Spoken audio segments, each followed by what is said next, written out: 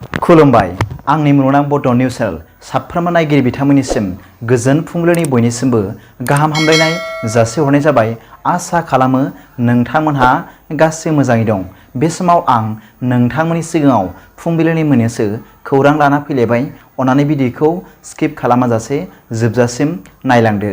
दिनैनि फुंबिलिनि मोननैसो खौरांफोरा जाबाय। गिबि रादाबाव दं। गोदान बोसोरनि समावनो 1 जानुवारि 2024 समबारखालि जापानाव मोनसे गोहोगोरा बांग्रि मावदों। मिथिनो मोननाय बादिब्ला मैया गोदान बोसोरनि समावनो गिलु-बालु बांग्रि मावदों जापानाव। बे बांग्रि मावनायनि गोख्रैथिया 7.6 मेग्निट्युडमोन। बियो इशिकावा, निगाटा आरो तयामा प्रिफेक्चरफोरनि बोरिमायारि ओनसोलफोराव जादोंमोन।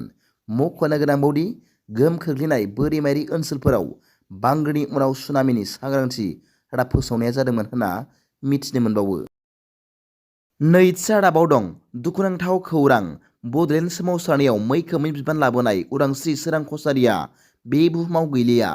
मिथिनो मोननाय बादिब्ला मैया गोदान बोसोरनि 1 जानुवारियावनो फुंनि 11 रिंगा समावनो बिथाङा जोबथा हां बोयो। बिथाङा थानो गोसो दंब्लाबो रांखावरिनि आंखालाव मोजां फाहामथाय लानो हायैयाव रुंसारि जाबाय होनना खौरां मोननाय जादों।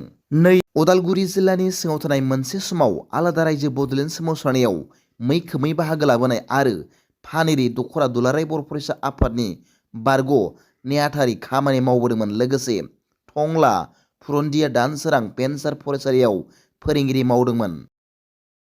थामथि रादाबाव दं। आसाम सरकारनि मोनसे थांखि। 1000 सरकारि नङि माद्रासा फरायसालिफोरखौ बन्द' खालामनो आसाम सरकारा फोसावदों।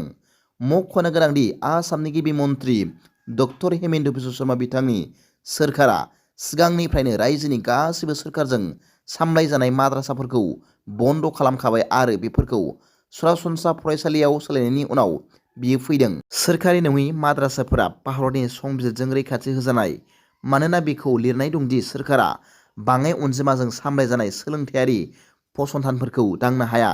बिसोरो RTI आयेननि सिङावबो गोग्लैया। नाथाय बेबादि बुंनानै आसाम पुलिस आरो सोलोंथाइ बिफाना जयै खामानि मावगासिनो दं जाहाथे जों खमैबो 1000 सोरखारि नङि माद्रासाफोरखौ खमायनो हायो। 3000 निफ्राय बियो 2000 सिम गाहायाव फैगोन आरो जों गावारि माद्रासा आफादफोरजों बेनि सायाव सावरायगासिनो दं होनना मिथिनो मोनदों।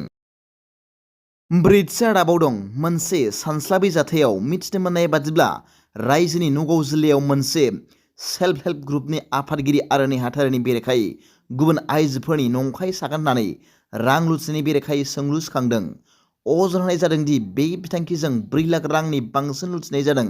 बावैसो सोराङाव फैनाय बे जाथाया रायजोनि नगाव जिल्लानि बुम्रागुरि ओनसोलाव जादोंमोन। जायगानि सुबुंफोरा अजद होदोंमोन दि आइजोफोरा गावसोरनि मुंफोरखौ सोलायदोंमोन आरो गोबां बिबांनि रां लानानै खारलांदोंमोन। जायगानि सुलुंनि बायदिब्ला बुम्रागुरि लालुंगावआव थानाय उर्बेसि सेल्फ हेल्प ग्रुपनि मावख'गिरिफोरनि सायाव दायनिगिरिया बे केलेंकारिजों लोब्बा दंमोन आरो आफादगिरि बेनु बेगम आरो नेहाथारि आलिमा बेगमा लुटपार बेगमनि नंखाय सागान होदोंमोन आरो रहिमा खातुन महरै 4,20,000 रां दाहार लांदोंमोन। बाथ्रा रादाबाव दं। मैया गोदान बोसोरनि समावनो भारत आरो पाकिस्ताना मैया समबाराव फरनामु फसंथानफोरनि फारिलाइफोरखौ सोलाय सोल' खालामदों। मख'नो गोनांदि जायखौ बेरेखा थासारियाव गाग्लोबनो हाया, मोननै नसुंसेनि गेजेराव सोमोन्दोआ गाहायसिनाव थासेयावबो 1990 मायथाइनि मोनसे दोरोंखौ लाखिदोंमोन। मोन्नैबो हादोरा गावजों गाव हमथानायाव नोगोरारि खैदिफोर आरो ना हमग्राफोरनि फारिलाइखौबो सोलाय सोल' खालामदोंमोन।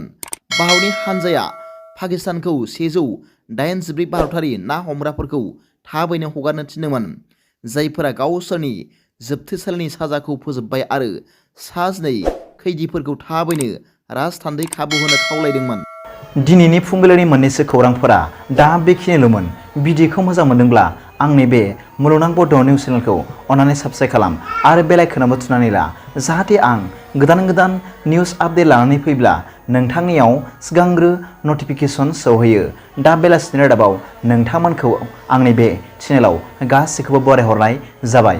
गोजोन्थों। एसेनोसै। जै बर' हारिनि जै।